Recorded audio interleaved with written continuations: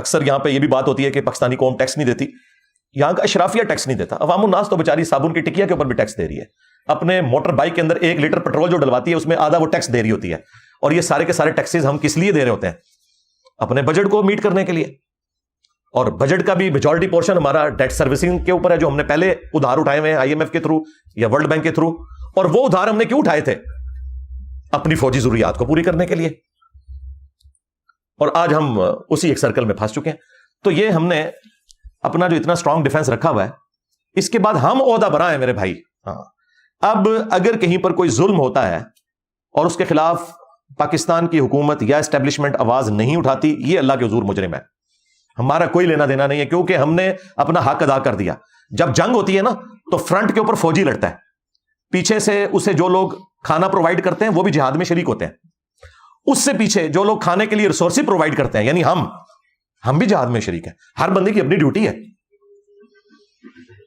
اب جنرل کو کوئی یہ نہیں کہہ سکتا کہ تم فرنٹ کے محاذ پہ جا کے تو کلاشن کوف اٹھا کے لڑنا شروع کر دو. اس کا یہ کام نہیں ہے. اس کا کام ہے تسلی سے ایک ایئر کنڈیشن والے کمرے میں بیٹھے, اسکرین پہ سب کچھ چیزیں آبزرو کرے, اور وہاں وہ ایک کول مائنڈ ہو کے ڈیسیژن کرے کہ اس وقت کون سی چیز کرنے کی ضرورت ہے, کہاں پہ ریٹریٹ کرنے کی ضرورت ہے, کہاں پہ ہم نے اٹیک کرنا ہے. یہ ساری چیزیں وہ ایک پیس آف مائنڈ کے ساتھ کرے. اس کا یہ کام ہے. اسے کوئی نہیں گلا کرے گا کہ آگے جا کے لڑے. اس طرح وہ جنرل بھی عوام الناس کو گلا نہیں کر سکتا کہ آپ نے ٹینکوں کے آگے جا کے لیٹنا ہے. یہ کوئی نیکی کا کام نہیں جو آپ کر رہے ہیں. ہم نے کیوں لیٹنا ہے جا کے؟ بھائی ہم نے نہیں لیٹنا. ہم نے پیسے دیے, اپنے بچے دیے. آپ جس سرزمین جیل میں بیٹھے ہوئے ہیں, ادھر تو میجورٹی لوگ فوج کے اندر ہیں. بچے چلے گئے, پیسے دے رہے ہیں, بجٹ دے رہے ہیں. اب یہ ہمارے بڑوں کا دیکھنے کا کام ہے. ہمارا کام صرف اپنی ویڈیوز کے ذریعے ان چیزوں کو ہائی لائٹ کرنا ہے. That's all.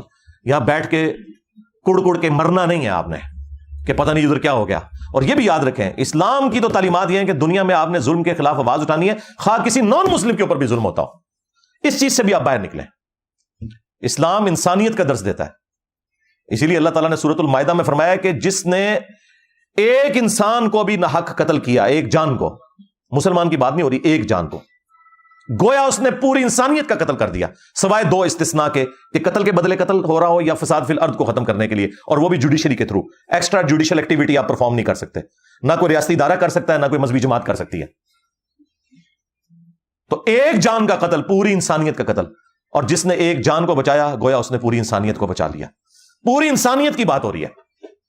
حتیٰ کہ صحیح بخاری میں حدیث ہے, جس شخص نے ایک کافر کو بھی ناحق قتل کیا جو کسی مسلمان ملک میں ٹیکس پے کر کے رہ رہا تھا, جزیہ دے کر, وہ شخص جنت کی خوشبو بھی نہیں پائے گا. یعنی مسلمان جنت میں تو جانا دور کی بات, جنت کی خوشبو بھی نہیں پائے گا. اور اس بخاری کی حدیث میں الفاظ ہیں کہ جنت کی خوشبو 40 سال کی مسافت سے آ رہی ہوگی, لیکن جس نے ایک کافر کو بھی ناحق قتل کیا وہ جنت میں تو جانا دور کی بات, جنت کی خوشبو بھی نہیں پائے گا. آپ جڑا والا میں جو مرضی کرتے رہیں, آپ کو کون پوچھنے والا ہے؟ آپ سری لنکن کو مار دیں, آپ کو کون پوچھنے والا ہے؟ اس لیے کہ آپ کا اسلام سے کوئی تعلق نہیں ہے, آپ تو بابوں کے دین کو لے کے جا رہے ہیں. تو ان ساری خرافات کے بعد اگر میں یہ سلوگن بلند کروں کہ مرنے سے پہلے اے مسلمان کر لیں اس میں غور, کتابوں کا خدا اور ہے, بابوں کا خدا اور, کتابوں کا دین اور ہے, بابوں کا دین اور, کتابوں کا پیمبر اور ہے, بابوں کا پیمبر اور. تو میں جسٹیفائی ہوں کہ تم لوگ صرف اللہ رسول کا نام لینے والے ہو, عز و جل و صلی اللہ علیہ وآلہ وسلم. تعلیمات تم نے نہیں مانی قرآن و سنت کی, گویا کہ تم پھر کسی اور خدا کے ہی ماننے والے ہو. اگرچہ خدا سب کا ایک ہے, خواہ مسلمان ہو, جیوز ہو, کرسچنز ہو, ہندو ہو, سب ایک ہی خدا میں بلیو کرنے والے ہیں. لیکن پریکٹیکلی تعلیمات کے اعتبار سے تو گویا کہ تمہارا خدا, تمہارا دین, تمہارا پیغمبر کوئی اور ہے, کیونکہ دین کی تعلیمات سے تم لوگ 180 ڈگری چل رہے ہو.